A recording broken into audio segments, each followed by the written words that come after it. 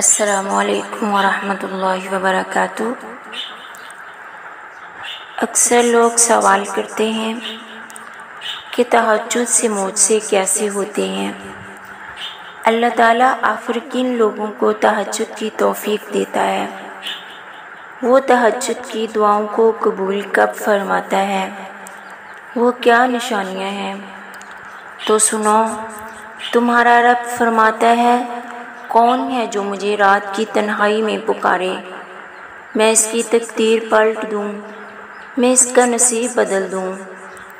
کون ہے جو مجھ سے سوال کرے، میں اس کو عطا کروں۔ تہجد ایک وہ واحد ایسا نشانہ ہے جو کبھی بھی اپنے ٹارگٹ کو مس نہیں کرتا۔ رات کی تاریکی اللہ پر یقین رکھنے والوں کے لیے وہ روشنی ہے جو معجزات کی راہ دکھاتی ہے، اور اگر تمہارا دل یہ گمان کرتا ہے کہ یہ کب اور کیسے ہوگا، تو یہ جان رکھو کہ وہ عرش کے خزانوں کا مالک کن کی طاقت رکھنے کے باوجود بھی اگر تمہیں آزما رہا ہے تو سمجھ لو کہ اس دیری کے پیچھے بھی کوئی حکمت پوشیدہ ہے۔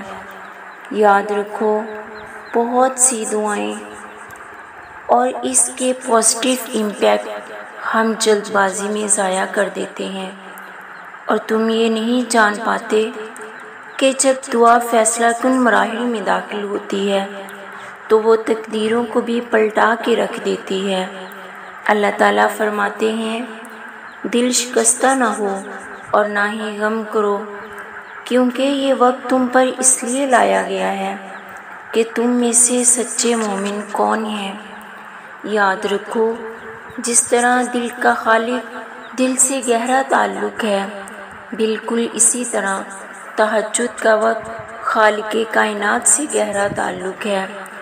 اس وقت وہ رب اپنی رحمت کے ساتھ متوجہ ہو کر تمہیں خود سے قریب کر کے تمہاری فریاد کو بڑی غور سے سنتا ہے، کیونکہ تہجد تو ہے ہی عطاؤں کا دروازہ، تہجد تو ہے ہی ہر مسئلے کا آخری حل اور کن کا آغاز ہے۔ نبی کریم صلی اللہ علیہ وسلم نے فرمایا، اللہ فرماتے ہیں، اے ابن آدم، تو میری عبادت کے لیے یکسو ہو جا، تو میں تیرا سینہ بے نیازی سے بھر دوں گا، تیری محتاجی دور کر دوں گا اور تیری دعا کو قبول فرماؤں گا۔ سنو، جب تم دن رات اس پریشانی میں رہتے ہو کہ آخر اللہ میری دعا کب قبول کرے گا، تو سنو، اللہ فرماتا ہے، خود کو ہرگز کمزور پڑنے نہ دو، اللہ ساری باتیں سنتا ہے اور وہ نہایت باخبر ہے۔ یاد رکھو، اللہ از دا بیسٹ لسنر۔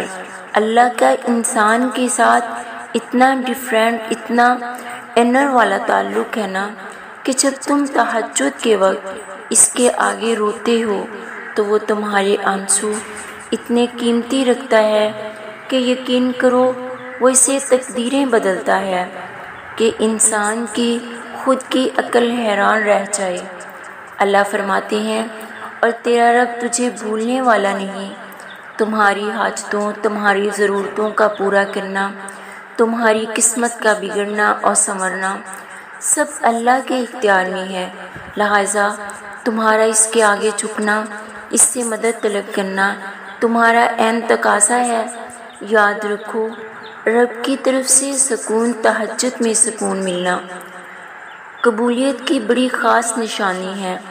جب لگے دامن خالی ہے اور امیدیں تم نے ہاری ہیں، بس کچھ مت کرنا، صرف خاموشی سے سجدہ تہجد لگانا، وہ تم کو راہ دکھائے گا، وہ تمہاری بگڑی بنائے گا، وہ تمہاری قسمت کو پلٹائے گا اور تمہارا خالی دامن بھر جائے گا۔ قبولیت کی ایک نشانی تو یہ بھی ہے، جب تم زمانے کے آگے جھکنے کی بجائے، دھر دھر جھولیاں پھیلانے کی بجائے، لوگوں کے آگے گرنے کی بجائے، تو عظیم رب پر یقین رکھ کر صرف اسی کے آگے جھکتے ہو، راتوں میں اٹھ کر اسے مناتے ہو، تو جان لو بہت جلد اللہ تم پر اپنا کرم فرمانے والا ہے۔ یاد رکھو، ہر گزرتا ہوا دن تمہیں تمہاری منزل کے قریب کر رہا ہے۔